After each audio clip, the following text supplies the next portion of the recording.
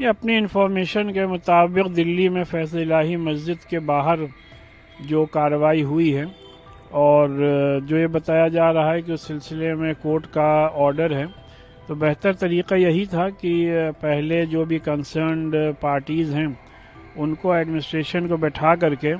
उनसे बातचीत करने के बाद जो भी कानूनी रास्ता है और जो भी कोर्ट का ऑर्डर है उसको पुरअमन तरीके से अमली जामा पहनाना चाहिए था। लेकिन ऐसा ना करके जिस तरीके से डायरेक्ट बुलडोज़र एक्शन हुआ है उससे लोगों में कहीं ना कहीं हैजानी कैफियत पैदा हुई है। बहरहाल जो भी उसमें अगर किसी ने वायलेंस किया है तो उसके सभी लोग सख्त अल्फाज में मजम्मत करते हैं, लेकिन इस सिलसिले में इस बात को भी यकीनी बनाना ज़रूरी है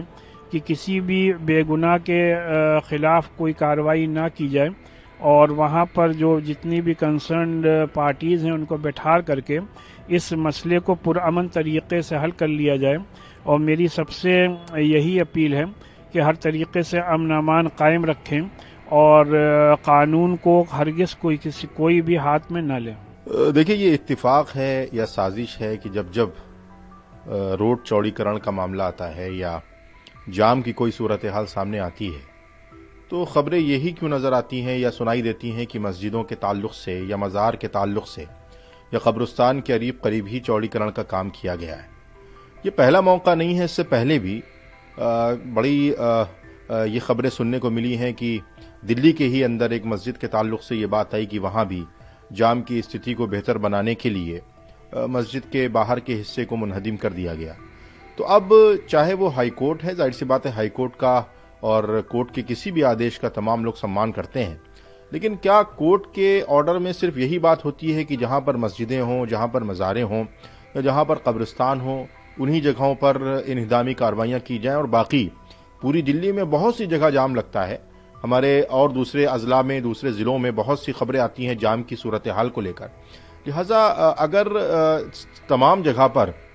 एक ही पैमाने के तहत कार्रवाई की जाए तो इस पर किसी को एतराज़ और शक और शुबा नहीं होगा। जहां तक पथराव का ताल्लुक है तो यकीनी तौर पर कानून को हाथ में लेना और कानून के साथ खिलवाड़ करना, कॉन्स्टिट्यूशन ने ये किसी को भी इजाज़त नहीं दी है। लिहाजा जो लोग दोषी हैं यकीनी तौर पर उनको तो टारगेट किया जाए,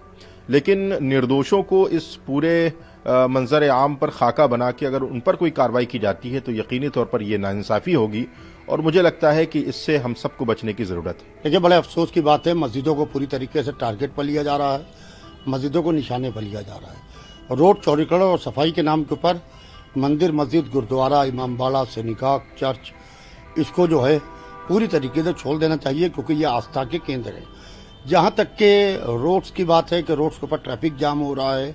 तो जहाँ तक मैं समझता हूँ कि पूरे हिंदुस्तान में ट्रैफिक का एक ही हाल है। जो हाल लखनऊ में है वही कानपुर में है, वही इलाहाबाद में है, वही बनारस में है, वही दिल्ली में है, वही मुंबई में है। सवाल यह है कि जिस तरीके से कार्रवाई की बात हो रही है, मेरे ख्याल से कार्रवाई